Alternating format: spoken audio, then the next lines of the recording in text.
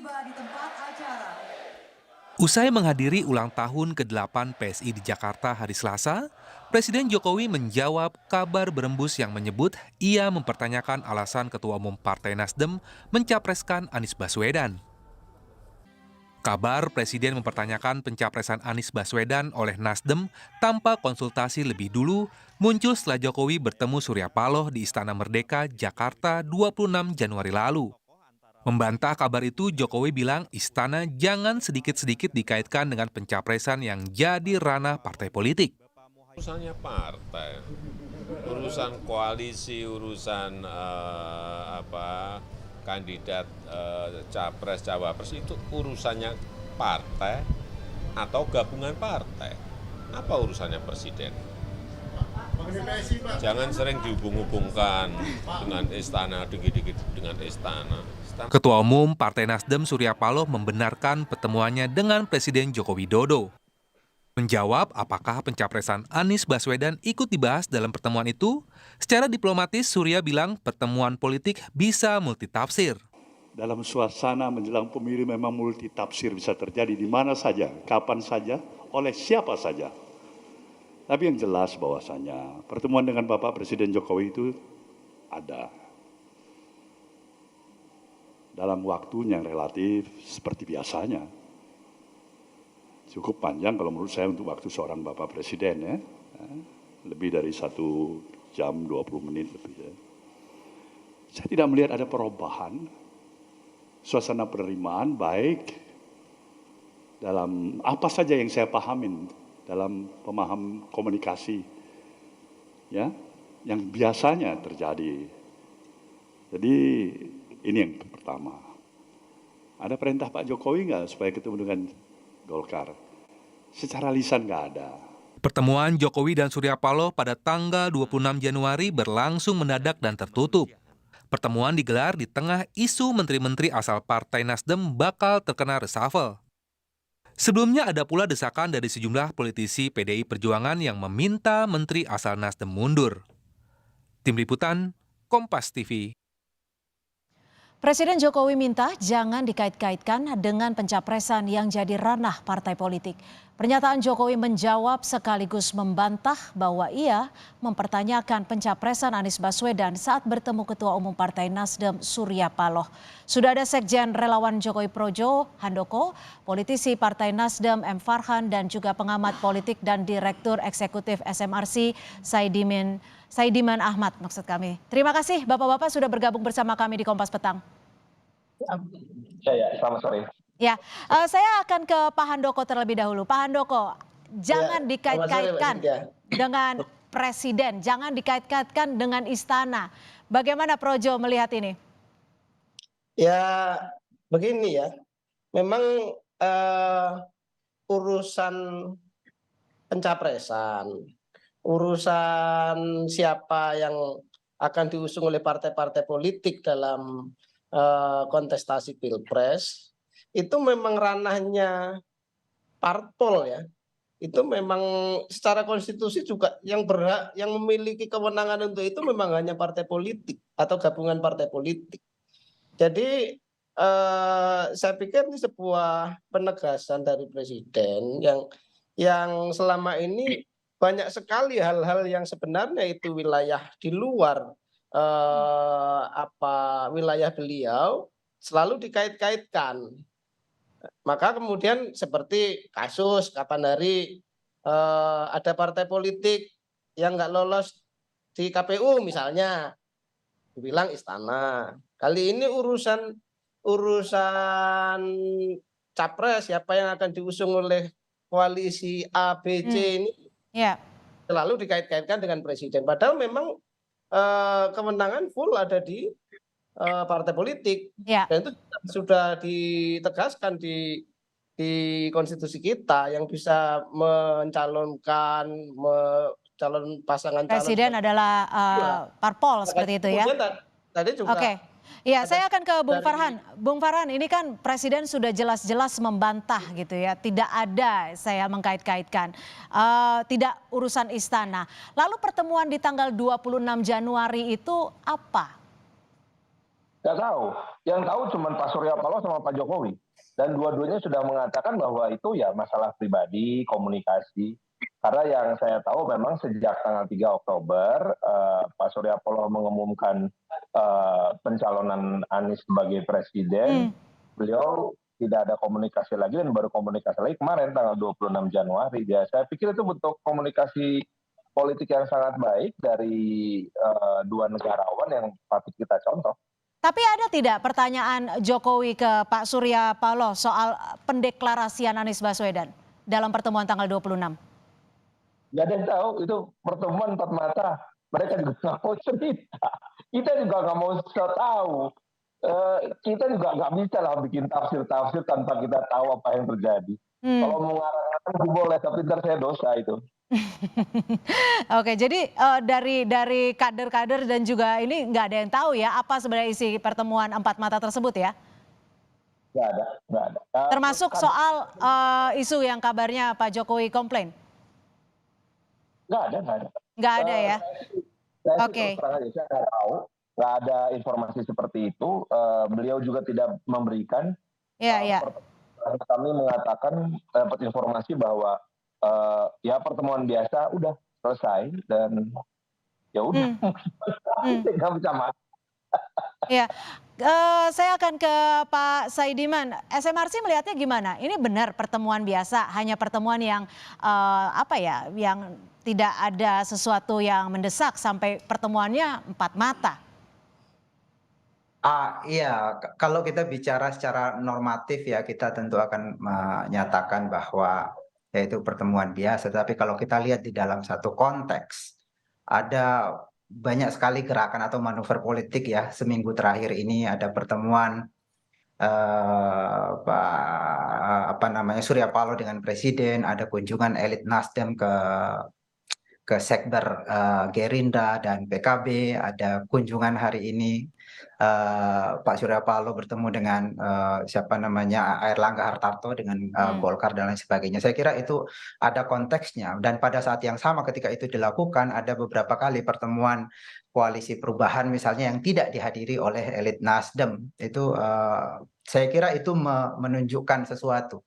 Ya. Dugaan saya adalah bahwa ya saya kira kita bisa menyatakan bahwa Presiden secara normatif mengatakan jangan kait-kaitkan pilihan partai politik terhadap capres dengan beliau, tetapi kan ini kita tidak bicara normatif. Tentu saja ada keputusan sebuah partai untuk mendukung calon presiden tertentu tentu punya implikasi dan saya kira dari awal itu disadari. Misalnya keputusan Nasdem untuk mencalonkan Anies Baswedan tentu ini punya implikasi terhadap soliditas kabinet misalnya karena Anies Baswedan adalah tokoh yang selama ini menjadi representasi kelompok yang oposisi berlawanan. Dan apalagi kalau kita tahu bahwa tagline dari koalisi pendukung Anies perubahan itu betul. Juga baik, saya akan ke Pak Handoko. Pak Handoko, ini kan kenapa hal ini mencuat adalah ketika Partai Nasdem melalui Pak Sugeng Suparwoto ini menyebut bahwa kenapa sih pendeklarasian Anies Baswedan ini tanpa ada omong-omongan terlebih dahulu. Nah, makanya Jokowi komplain. Bagaimana dari Projo melihatnya? Saya pikir juga tidak relevan ya kalau kemudian Pak Jokowi harus komplain ke Nasdem misalnya tentang pilihan siapa yang akan dicapreskan, ya kan? Karena kita tahu Pak Jokowi selalu pada koridor bahwa menjaga ini memang secara konstitusi beliau nggak punya kewenangan untuk menentukan capres karena berada di wilayahnya partai politik. Jadi saya pikir ya saya nggak tahu ya itu kan spekulatif sekali seperti itu. Tetapi menurut saya Pak Jokowi enggak lah kalau kemudian sampai melakukan komplain-komplain terhadap partai tentang siapa yang dicalonkan. Karena betul Pak Jokowi sendiri juga menegaskan kan bahwa nggak usah dikait-kait dengan istana karena itu bukan ranahnya istana gitu.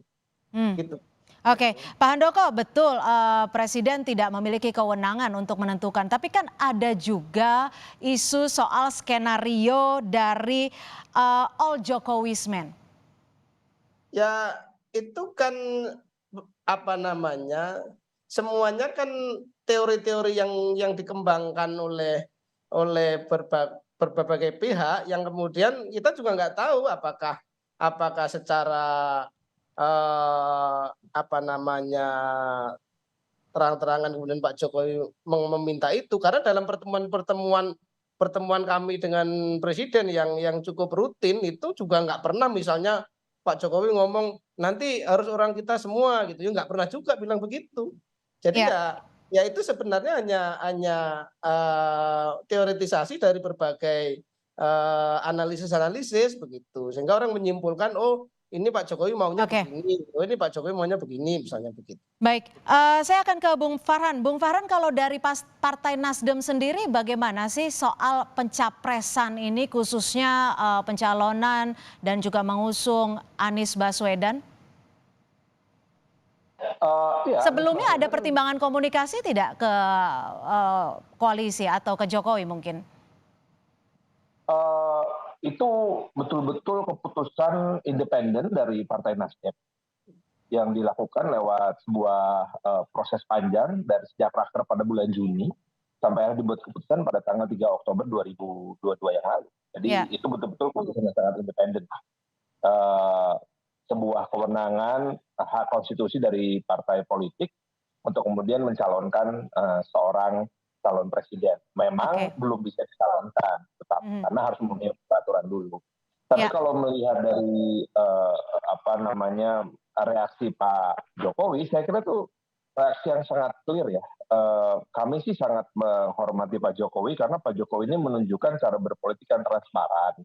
Apa yang disampaikan oleh beliau ya apa adanya itu, tidak multitafsir, tidak kemudian diam saja, clear, sangat clear. Jadi kami berkeyakinan bahwa berpolitik dengan Pak Jokowi ini terbuka, bukan politik yang kasak-kusuk di belakang gitu, itu keren.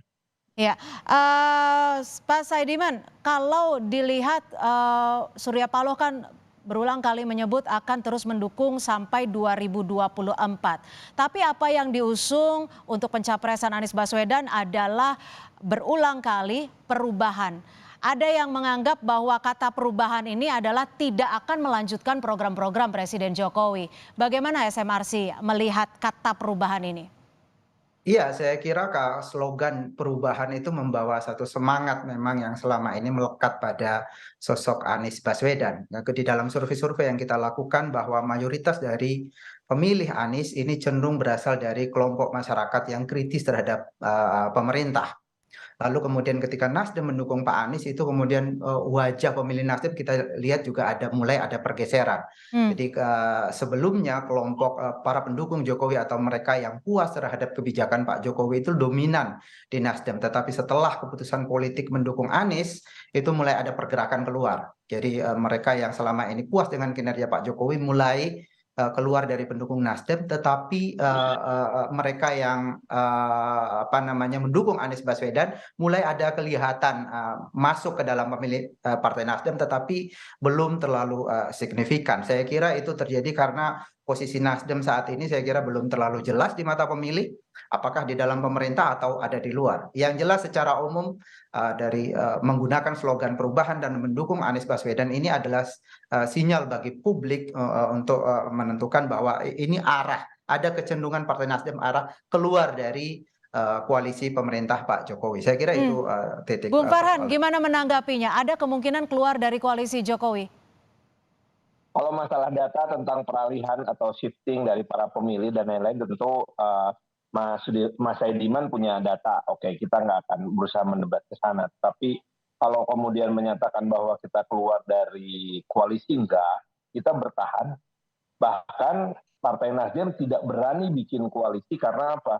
Karena bagi Partai Nasdem sangat tidak etis berpolitik ketika kita membuat koalisi di saat kita sedang dalam koalisi. Masa bikin koalisi. Tapi kan sekarang udah mulai pendekatan. Koalisi perubahan ini dengan PKS dan lainnya? Ada deklarasi nggak? Nggak ada. Oke. Jadi belum pasti ya? Ketika belum ada deklarasi, jadi koalisi untuk mendukung Anies Baswedan ini belum pasti juga? Kita tunggu saja pada saatnya ketika KPU memaksa atau memperbolehkan kita untuk deklarasi, kita pasti akan deklarasi. Pada saatnya. Oke, kalau dari Projo bagaimana sih melihat gejolak dari koalisi ini dan juga kalau melihat sekarang kan ada yang gencar juga isu reshuffle itu? Ya, kalau soal apa namanya tentang koalisi segala macam ya di sini ada Bung Farhan lah yang bisa ditanya lebih tepat gitu. Bukan saya yang harus komentar soal itu.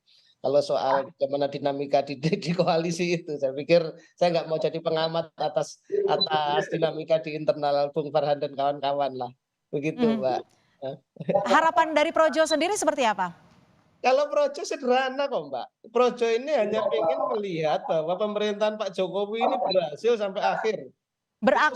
Berhasil sampai akhir, sampai 2024. Sampai 2024 kemudian Pak Jokowi benar-benar meninggalkan legasi yang baik Oke, bagi perjalanan bangsa ini ke depan. setelah 2024 udah tidak mau cawe-cawe atau dukungan ke Jokowismen lagi mungkin?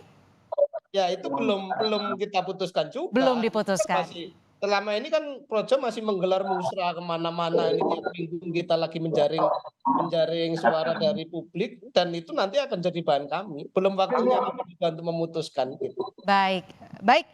Kita akan nantikan saja seperti apa pergelakan politik di tanah air, khususnya dari Partai Nasdem. Terima kasih Bung Farhan, terima kasih dari SMRC Pak Saidiman Ahmad dan juga Pak Handoko dari Projo. Selamat sore, selamat bekerja kembali untuk Bung Farhan. Terima kasih Bapak-Bapak sekalian.